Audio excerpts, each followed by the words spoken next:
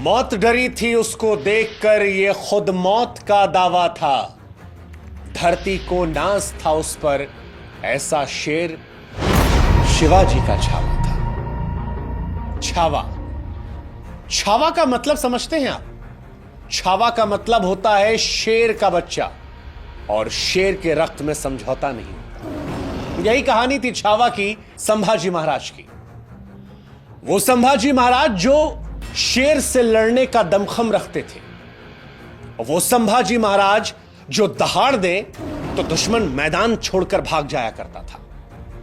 वो छावा जिनकी तलवार की चमक दुश्मन को रण छोड़ने के लिए मजबूर कर दिया करती थी।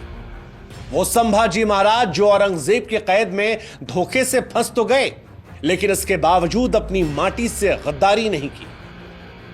हैरानी होगी आपको जानकर कि संभाजी महाराज को तोड़ने के लिए, उन्हें इस्लाम धर्म कबूल करवाने के लिए औरंगजेब ने यातनाओं की पराकाष्ठा को पार कर दिया था। उनके नाखूनों को एक एक करके उखाड़ा गया था, उनकी उंगलियों को एक एक करके काट दिया गया था, उनके जिस्म के एक एक टुकड़े को काटा गया, आंखों में गर्म लोहे की सरिया घुसेड़ दी गई, कटे पर नमक उठाकर शरीर पर रगड़ दिया गया। उनको जलील करने के लिए, पत्थर मरवाने के लिए नगर में घुमाया गया, लेकिन छावा टूटे नहीं। औरंगजेब ने छावा यानी संभाजी के शरीर को तो काट दिया था, लेकिन उनकी हिम्मत, उनके हौसले को तोड़ पाना तो बहुत दूर की बात थी। औरंगजेब उसे हिला तक नहीं पाया था। औरंगजेब ने जब लहूलुहान छावा से कहा कि इस्लाम कबूल कर लो, जान बच जाएगी, तो शेर का बच्चा छावा पलटकर जवाब देता है कि औरंगजेब, तुम मराठों में शामिल हो जाओ, तुम्हें धर्म बदलने की जरूरत भी नहीं पड़ेगी। ये थे छावा, संभाजी महाराज। और इसीलिए विकी कौशल की फिल्म छावा सिर्फ एक फिल्म नहीं है, बल्कि शौर्य, बलिदान, अजय पराक्रम की महागाथा है। एक ऐसी महागाथा जिससे देश का एक बड़ा हिस्सा अनजान है, एक ऐसी महागाथा जिसके बारे में कम ही लोग जानते हैं, ऐसी महागाथा जो हमें बताती है कि हमारे देश में स्वराज पाने के लिए हमारे बहादुर वीरों ने कितनी कुर्बानियां दी हैं। ये आपको समझना पड़ेगा, और समझने के लिए आपको अपने स्कूल के दिनों में वापस जाना पड़ेगा। एक जमाने में कक्षा 5 में एक किताब आती थी, भारत की महान विभूतियां। इस किताब में भारत के तमाम महावीरों की कथाएं थी। शिवाजी का भी चैप्टर था, सिंहगढ़ किले को औरंगजेब से वापस लाने की लड़ाई का जिक्र था। इस चैप्टर में मराठे सिंहगढ़ का किला जीत जाते हैं। शिवाजी महाराज अपनी मां जीजाबाई से पूछते हैं कि औरंगजेब की सेना से लड़कर किला जीतने वाले किलेदार का क्या हुआ? तो जीजाबाई कहती हैं, गढ़ा आला पर सिंह गेला, यानी गढ़ तो आ गया लेकिन शेर चला गया। ये शेर कोई और नहीं बल्कि किलेदार तानाजी मालुसरे थे। हम में से बड़ी आबादी इनके बारे में तब जान पाई जब अजय देवगन ने फिल्म तानाजी बनाई। अब आप सोचिए जरा कि एक ऐसा योद्धा जिसने औरंगजेब को परास्त कर दिया था, सिंहगढ़ किले पर कब्जा किया था, उसके बारे में भारत के लोगों को ही मालूम नहीं था। और तानाजी अकेले नहीं है, ऐसे बहुत सारे लोग हैं। पेशवा बाजीराव को ले लीजिए, पेशवा बाजीराव बल्ला के बारे में लोगों को मालूम नहीं था। क्या आप जानते हैं कि पेशवा बाजीराव बल्लाल एक ऐसे योद्धा थे जिन्होंने अपने 40 साल के जीवन में 42 युद्ध लड़े और उसमें से एक भी युद्ध नहीं हारे। सोचिए, जो बाजीराव अपराजय योद्धा थे, ऐसे योद्धा जिन्होंने मुगलों की नींद उड़ा रखी थी। कहा जाता है कि मुगलों को बाजीराव सपने में आते थे। सिर्फ 19-20 साल की उम्र में बाजीराव ने मुगलों के शासन वाली दिल्ली को 3 दिनों तक बंधक बना के रखा था। मुगल बादशाह की लाल किले से निकलने की हिम्मत तक नहीं हुई थी। उस बाजीराव को भी इस देश में तब जाना गया जब रणवीर सिंह की फिल्म बाजीराव मस्तानी आई। ऐसे बहुत सारे योद्धा हैं जिन इतिहास में या तो जगह नहीं दी गई या जगह मिली तो उनका प्रचार प्रसार नहीं हुआ, पढ़ाया नहीं गया, और इसीलिए हम सब उनकी वीरता से अनजान हैं। ऐसे ही एक मर्द मराठा, संभाजी राजे शिवाजी राजे भोसले। जी हां, संभाजी छत्रपति शिवाजी महाराज के पुत्र थे। स्वराज का जो सपना छत्रपति शिवाजी महाराज ने देखा था, उसे पूरा करने का जिम्मा छत्रपति शिवाजी महाराज के बाद संभाजी ने उठाया। शेर के बच्चे को छावा कहा जाता है क्योंकि छत्रपति शिवाजी को शेर कहा जाता था, इसीलिए संभाजी छावा थे। और इसी छावा पर एक किताब आई और उसके बाद फिल्म बनी जिसका नाम है छावा। छावा के जरिए लोगों को बताने की कोशिश की गई है कि शिवाजी राजे के पुत्र संभाजी राजे कितने महान योद्धा थे। इतिहासकारों का यह मानना है कि बीते कई दशकों में छत्रपति संभाजी महाराज को बड़ी ही योजनाबद्ध तरीके से किनारे कर दिया गया, जबकि छत्रपति शिवाजी महाराज के बाद धर्म, संस्कृति और राष्ट्र की रक्षा के लिए प्राणों का बलिदान देने वाले वो वीर योद्धा थे। एक ऐसा योद्धा जिसकी वीरता का लोहा खुद औरंगजेब ने माना था। हालांकि संभाजी महाराज का उल्लेख मुगल इतिहास में जरूर मिलता है, लेकिन यह दुर्भाग्य है कि हमारे पाठ्य पुस्तकों से संभाजी गायब रहे। इसीलिए जब यह फिल्म आई तो लोगों के मन में सवाल आया कि जिस व्यक्ति ने इतनी यातनाएं सही, जिस व्यक्ति ने शेर के जबड़े को चीर दिया था, जिस व्यक्ति ने दुखों की पराकाष्ठा को सह लिया था, देश से गद्दारी नहीं की थी, उसके बारे में स्कूल में पढ़ाया क्यों नहीं गया? और अब तमाम लोग हैं जो इतिहास पर सवाल उठा रहे हैं। हालांकि ये विषय समय समय पर उठता रहा है। यह आरोप लगता रहा है कि कुछ लोगों ने भारत के इतिहास को अपने हिसाब से गढ़ा और राष्ट्रवादी नायकों को जानबूझकर भुला दिया गया। औरंगजेब की क्रूरता को छिपा दिया गया। संभाजी महाराज जैसे योद्धाओं को लिखा ही नहीं गया, जबकि कईयों को महान, तो वहीं महाराणा प्रताप जैसे महान योद्धाओं के संघर्ष को उतना महत्व नहीं दिया गया। अकबर महान हुए, टीपू सुल्तान को वीर योद्धा कहा गया, लेकिन गुरु गोविंद सिंह जी, बाजीराव पेशवा जैसे योद्धाओं को, छावा जैसे लोगों को इतिहास में कम या फिर ना के बराबर जगह मिली। पिक्चर के जरिए ही सही, मगर मराठा शौर्य और वीरता की गूंज एक बार फिर सुनाई पड़ रही है। छावा सिर्फ एक फिल्म नहीं है, बल्कि इतिहास की ज्वाला है। वो ज्वाला जो हर राष्ट्रप्रेमी के भीतर वीरता की आग को भर देती है। फिल्म के एक दृश्य में विकी कौशल कहते हैं कि मराठे अपनी रक्षा के बारे में कब से सोचने लगे। मराठों ने जब भी अपनी जान दी है तो वो जान स्वराज की रक्षा के लिए दी है, शिवाजी महाराज के लिए दी है। जो मस्तक सिर्फ और सिर्फ अपनी मातृभूमि के लिए झुकता है, वो शत्रु के सामने कब से झुकने लगा? जिन महावीरों का खून हमारी नसों में बह रहा है, उसे बहाने की ताकत औरंग में है ही नहीं। वो है जो तख्त के लिए अपने भाई, अपने बाप की जान ले ले, क्या हमारा ईमान खरीदेगा? हम मराठा हैं, मराठा। स्वराज का यह सिंहासन हजारों मराठों के त्याग और बलिदान से बना है। स्वराज सिर्फ एक इंसान की इच्छा नहीं, बल्कि अनेक इंसान को सुरक्षित रखने के लिए ईश्वर की इच्छा है।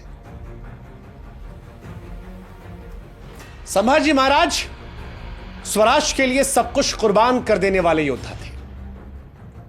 मराठा साम्राज्य के दूसरे छत्रपति राजा और छत्रपति शिवाजी महाराज के उत्तराधिकारी थे। संभाजी अपनी वीरता, विद्वता के लिए प्रसिद्ध थे।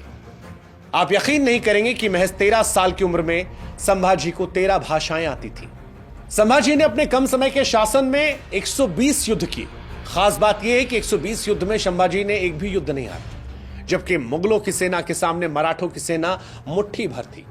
मगर कुशल नेतृत्व और गुरिल्ला युद्ध में निपुणता ने मराठों का भगवा हमेशा लहराया। इतिहास कहता है कि संभाजी के पराक्रम से औरंगजेब इतना परेशान हो गया था कि उसने कसम खाई थी कि जब तक संभाजी राजे पकड़े नहीं जाते, तब तक वो अपने सिर पर मुकुट नहीं पहनेगा। ये बात शिवाजी सावंत के किताब और विकी कौशल की फिल्म में भी दिखाई गई है। संभाजी वीर तो थे ही, लेकिन विद्वान भी बहुत थे। आपको यकीन नहीं होगा, लेकिन 14 साल की उम्र में संभाजी ने वधभूषण, नखशिख, नायिका भेद और 7 शासक नाम के ग्रंथ लिख दिए थे। ये ग्रंथ संस्कृत में लिखे थे। जिस तरह से कलम पर उनकी पकड़ थी, वैसे ही पकड़ तलवार पर थी। उनकी तलवार अगर उठ जाए तो दुश्मनों की सेना का विध्वंस होना निश्चित था। महज 16 साल की उम्र में संभाजी ने रामनगर में अपना पहला युद्ध लड़ा था और जीत भी लिया था। साल 1675 से लेकर 76 के दौरान उन्होंने गोवा और कर्नाटक में तमाम सफल युद्ध लड़े जीते। संभाजी महाराज के इतिहास में बुरहानपुर का आक्रमण सबसे ज्यादा चर्चित रहा, क्योंकि छत्रपति बनने के बाद संभाजी का यह पहला युद्ध था। संभाजी के साथ मुट्ठी भर मराठा थे। सामने औरंगजेब की 20,000 की सेना थी, लेकिन मराठा सेना मुगलों की सेना पर भारी पड़ती है। मराठों ने खानदेश में औरंगजेब की राजधानी को लूट लिया था।